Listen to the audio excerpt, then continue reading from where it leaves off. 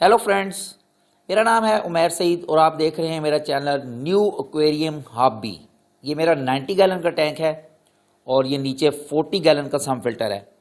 सम filter आपने बहुत ज़्यादा वीडियोस देखी होंगी, लेकिन जिस आज आइडिया पे मैं बात करने लगा हूँ, मेरा नहीं ख्याल कि किसी दोस्त ने पहले देखा होगा। उस आइडिया का बेनिफिट क्या है? सबसे बड़ा बेनिफिट, आपके नंबर ऑफ़ डेज़ इंक्रीज़ हो जाएंगे जो स्पंज फिल्टर है उसको चेंज करने के, और वाटर क्रिस्टल क्लियर 100%। तो आप ज़रा क्लोज व्यू करते हैं कि इस टाइम क्या सिचुएशन है। ये मेरा सम फिल्टर है। नॉर्मल आप इस तरह का सम फिल्टर देखेंगे, वाटर इनटेक, स्पंजेस जिसको हम मैकेनिकल मीडिया कहते हैं, उसके बाद वाटर पास होगा, यहाँ से आएगा और यहाँ से पास होके पंप और return. Very simple, no issue. लेकिन यहाँ पे प्रॉब्लम क्या है? अगर मैं यहाँ पे वाटर का फ्लो इंक्रीज़ करता हूँ, लेट्स से मैं यहाँ पे 5000 लीटर पर आवर का पंप लगाऊंगा, वाटर रिटर्न ज़्यादा जाएगा और यहाँ पे डाउन भी ड्रेन ज़्यादा होगा। स्पंज मेरे जल्दी चोक होंगे। जिस तरह ये अभी ब्राउन हो गया है, इसका मतलब है कि इसमें वेस्ट स्टक कर रहा है, इसलिए इसका कलर चेंज हो रहा है। और जैसे जैसे ये चोकिंग करेगा वैसे वैसे वाटर का फ्लो कम होता जाएगा। इस जगह अगर हम देखें तो वाटर का लेवल यहाँ पे है और इससे नेक्स्ट पार्टीशन में ये वाटर का लेवल डाउन है 1/2 इंच, क्योंकि ये थोड़ा सा चोक होने की वजह से वाटर थोड़ा डाउन जाएगा। जब ये और चोक होगा तो वाटर थोड़ा सा और डाउन जाएगा यहाँ पे, और वाटर का लेवल इसमें इंक्रीज होता जाएगा। और जब ये मैक्सिमम चोक हो जाएगा 100%, तो वाटर अप साइड से फ्लो करके इधर आ जाएगा और यहाँ से इधर आ जाएगा और इधर से फ्लो करेगा। इसका मतलब उस टाइम मेरा स्पंज फिल्टर बाईपास हो जाएगा, इसके अंदर से कोई वाटर नहीं गुजरेगा। और ये मे भी 20 डेज़ में हो। लेकिन अगर इसके ऑपोजिट हम कैनिस्टर फिल्टर को देखें तो वो 40 डेज़ या 50 डेज़ या समटाइम्स 70 डेज़ भी वर्क करता है, उसके बाद उसको क्लीन करते हैं। उसमें और इसमें डिफरेंस क्या है, आज मैं बेसिकली बात इस पॉइंट पे करूँगा। अब कैनिस्टर फिल्टर में अगर हम देखें तो पंप यहाँ पे लगा होगा, वो सेक्शन करेगा, नेगेटिव सेक्शन, क्योंकि कैनिस्टर फिल्टर 100% वैक्यूम में होता है, ऐसे ओपन नहीं होता जैसे ये हमारा ओपन है सम्प। उसकी वजह से वैक्यूम बनता है तो पंप नेगेटिव सेक्शन करता है। अगर ये मेरा स्पंज थोड़ा सा चोक होगा फिर भी सेक्शन की वजह से वाटर फ्लो करेगा, और मे बी वो 2 मंथ और 3 मंथ भी चले। लेकिन यहाँ पे हमारे पास डाउन साइड पे सेक्शन नहीं है। यहाँ पे वाटर सिर्फ ग्रेविटी की वजह से नीचे आता है, इसके अंदर से पास होता है। जैसे ही ये स्पंज थोड़ा सा चोक होगा तो कोई नीचे पंप नहीं है या कोई सेक्शन की चीज़ नहीं है जो वाटर को फोर्स करे कि इसमें से पास हो। इसलिए वाटर का लेवल इंक्रीज होने लग जाएगा और वाटर इजी पाथ यहाँ से देखेगा और इधर चला जाएगा। अगर हम ये पेपर पे देखें, मैंने ये 2 बॉक्स बनाए हैं, बॉक्स 1, बॉक्स 2। अगर इसमें मैं वाटर फिल करूँ 50% और इसमें लेट्स से 70%, और यहाँ पे अगर हम एक यू टाइप पाइप बना के इस तरह लगाएं और उसके ऊपर NRV लगाएं, ये वाला जो वन साइड पे एयर को पास करेगा और वन साइड पे नहीं करेगा, नॉन रिटर्न वाल्व इसको हम कहते हैं। ये हम एक्वेरियम की जो एयर पंप है इसके साथ कनेक्ट करते हैं। इसके थ्रू अगर मैं इसमें से एयर निकाल दूं इस पाइप में से जो मैंने यू बना के लगाया है, तो यहाँ साइफन बनेगा और नेगेटिव सेक्शन बनेगी इस साइड पे। वाटर लेवल जिधर हाई होगा वहाँ से वाटर मूव करेगा डाउन लेवल की तरफ, तो थोड़ी देर के बाद ये दोनों लेवल इक्वल हो जाएंगे। ये इसका काम है। और यहाँ पे मेरे पास सेम वही सिचुएशन बनेगी। यहाँ पे मेरा ये बॉक्स 2 है, इसको मैंने बॉक्स 2 का नाम दिया है। यहाँ से लेके यहाँ तक लेट्स से ये एक बॉक्स है। अगर मैं यहाँ पे एक यू बना लूँ इस तरह, और ये बॉक्स 1 है, बॉक्स 1 में उस यू को ड्रॉप करूँ, तो यू जो मैं लगाऊंगा यहाँ पे वो बिल्कुल ऐसे ही काम करेगा जैसे ये कर रहा है, और मेरा मसला हल हो जाएगा। क्योंकि वाटर का लेवल इधर हाई है बॉक्स 2 में और बॉक्स 1 में लो है, स्पंज फिल्टर चोक होने की वजह से। अगर यहाँ पे यू बन जाएगा तो वो नेगेटिव सेक्शन बनाएगा इस साइड, और सेक्शन की वजह से वाटर का फ्लो होगा और वो लेवल इक्वल करेगा दोनों साइड के। अब अगर मैं यहाँ पे एक ग्लास का पीस लगाऊं जिसकी विड्थ 2 इंच हो, और इधर एक पीस लगाऊं जिसकी विड्थ 3 इंच हो ताकि वो इसमें डिप रहे, तो मेरा यहाँ पे ये यू बन जाएगा जो मैं यहाँ पे पेपर पे दिखा रहा हूँ। और उसके ग्लास के सेंटर में होल करेंगे और उसके ऊपर एक NRV लगा देंगे ताकि उसमें से एयर निकालें। तो इस कैलकुलेशन की बेस पे मैंने ये ग्लास लिया, 2 इंच इसकी विड्थ ली है और लेंथ इसकी 17 इंच है, क्योंकि ये बैक सम्प मेरा जो है ये इसकी विड्थ 17 इंच है, इसलिए मैंने इसकी विड्थ भी 17 इंच रखी। और ये जो है 2 इंच, ये अगर हम यहाँ पे रख के देखें यहाँ से यहाँ तक आ जाएगा। इस ग्लास की थिकनेस 3 mm, 5 mm का भी यूज़ किया जा सकता है, मेरे पास ये अवेलेबल था इसलिए मैंने इसी को कट करा लिया। और ग्लास में ड्रिल करने के लिए ये आपको इजी ड्रिल मिल जाएंगे ग्लास शॉप से। 5 mm डाई का ये ड्रिल है, बहुत इजी। इसके ऊपर पेपर टेप लगाई ताकि ड्रिल इसके ऊपर स्लिप ना करे। पेपर टेप लगा के उसमें वाटर फिल करेंगे थोड़ा सा और स्लो स्लो ड्रिल करेंगे, बहुत इजी हो गया। ये मैंने इसलिए किया क्योंकि जो NRV के आगे जो हम एयर की लाइन लगाते हैं, ब्लू कलर का पाइप, इसके आगे ये जो पाइप लगता है जिसमें डिफरेंट स्टेप्स बने होते हैं, ये नियर अबाउट 5 mm डाई का है। ये इसमें इजीली फिट आ जाएगा और इसको मैंने टाइट फिट करना है यहाँ ताकि इसमें से एयर इधर से ना निकले, सिर्फ NRV से निकले। और ये ऐसे लगेगा इस जगह।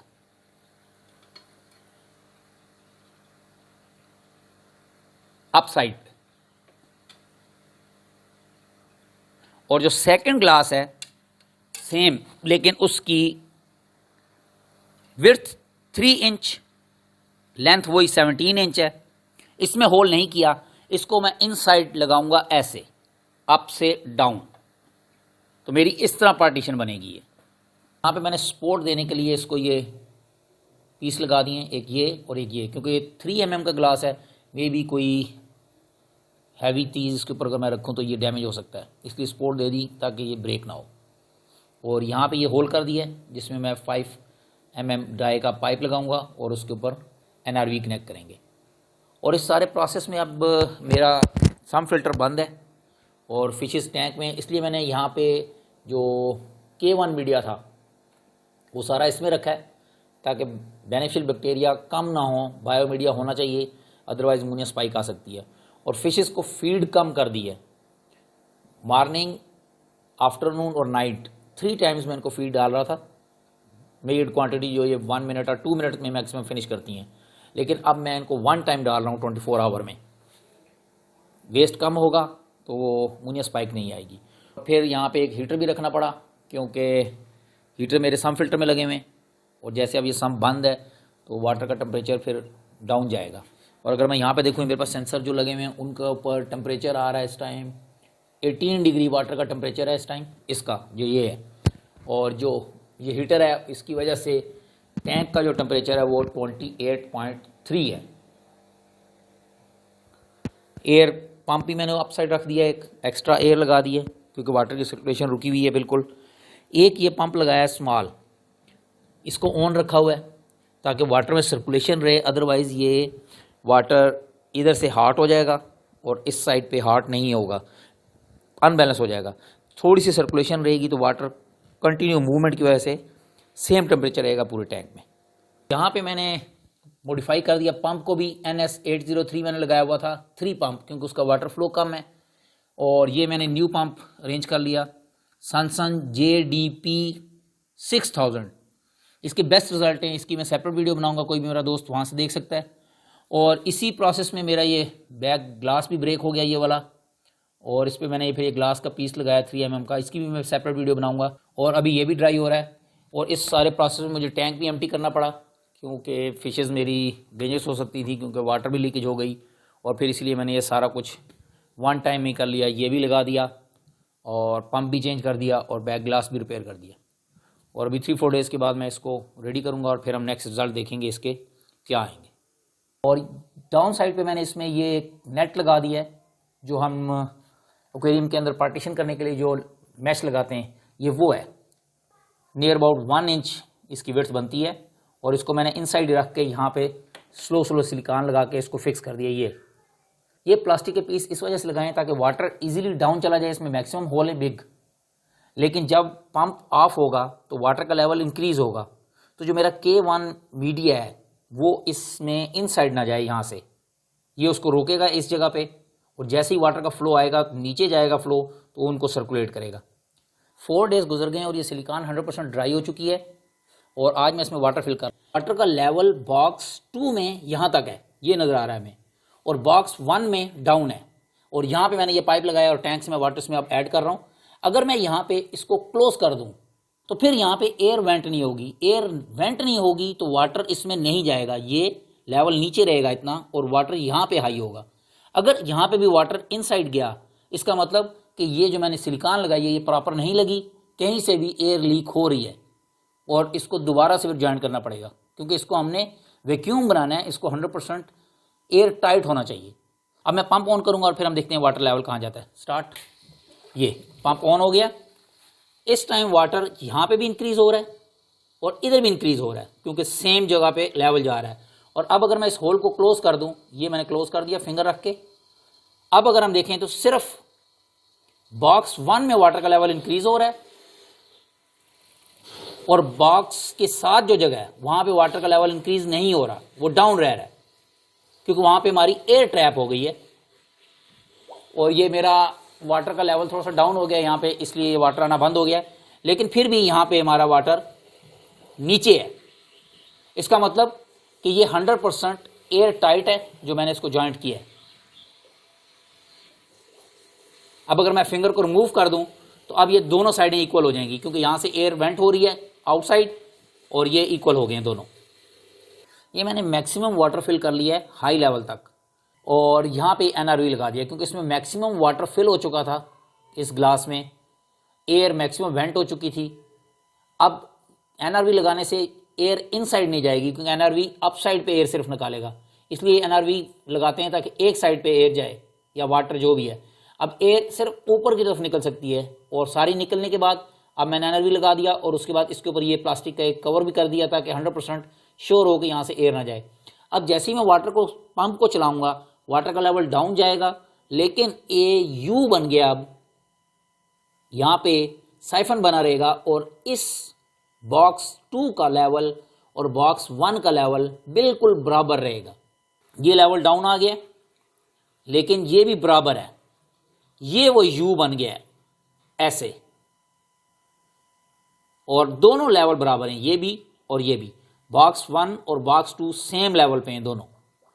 यहाँ पे ये हमारा यू की वजह से वाटर ऊपर से आ रहा है इसके, और ये दोनों सेम लेवल पे रहने की वजह से इस तरफ कभी भी वाटर डाउन नहीं जाएगा। बेशक मेरा ये स्पंज चोक हुआ हो, मैक्सिमम भी चोक होगा, फिर भी वाटर इधर लेवल पे रहेगा इसकी वजह से। अगर इसको मैं चेक करना चाहूँ कि इस यू का क्या इफेक्ट है, मैं यहाँ पे एनआरवी को ओपन कर सकता हूँ। अगर मैं इसको ओपन करूँगा तो फिर यहाँ पे एयर जाएगी इनसाइड, फिर वाटर का लेवल इक्वल नहीं रहेगा बॉक्स 1 और बॉक्स 2 का। ये हम करके देख लेते हैं। ये मैंने इसको ओपन किया, ये एयर चली गई है, ये एयर जा रही है, ये इसलिए नीचे चला गया वाटर का लेवल यहाँ पे, क्योंकि यहाँ पे एयर इनसाइड चली गई है। और ये अब हमारा ये हाई हो जाएगा बॉक्स 2, जैसे ये भी हाई पे चला गया, और ये बॉक्स 1 लो पे चला गया थोड़ा सा, और ये हमें वाटर फ्लो होता नज़र आ रहा है। और अब थोड़ी देर के बाद अगर मेरे स्पंजेस चोक होंगे तो यहाँ पे वाटर का लेवल इंक्रीज़ होता जाएगा बॉक्स 2 में, और बॉक्स 1 में वाटर का लेवल डाउन जाता जाएगा।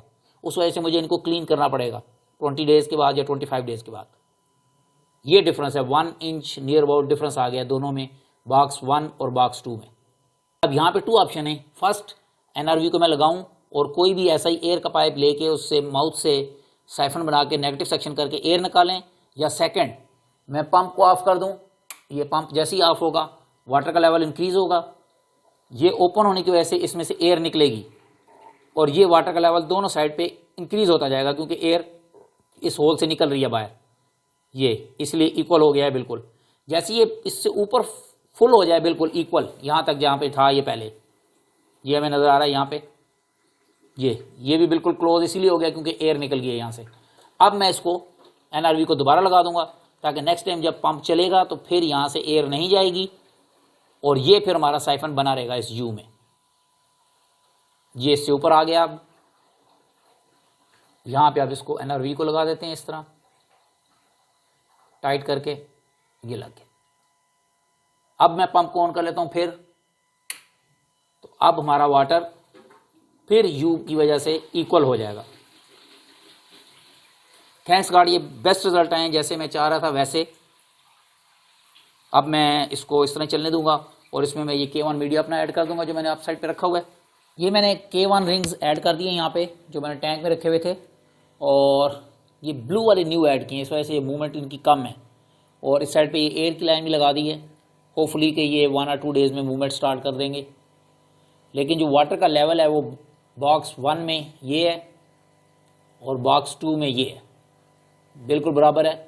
और ये हमारा जो ब्रिज बना हुआ है यू टाइप, इसकी वजह से थैंक्स गॉड पूरे सम्प का लेवल सेम है। और थैंक्स गॉड जो रिजल्ट्स मैं थिंकिंग कर रहा था उनसे भी ज़्यादा बेस्ट हैं। होपफुली अब ये क्लेस्टर फिल्टर की तरह एटलीस्ट 2 मंथ के बाद स्पंजेस चेंज होंगे, क्योंकि अब नेगेटिव सेक्शन बन रही है इस जगह पे। लेवल इक्वल करने के लिए सेक्शन की वजह से वाटर फ्लो करेगा इसमें से।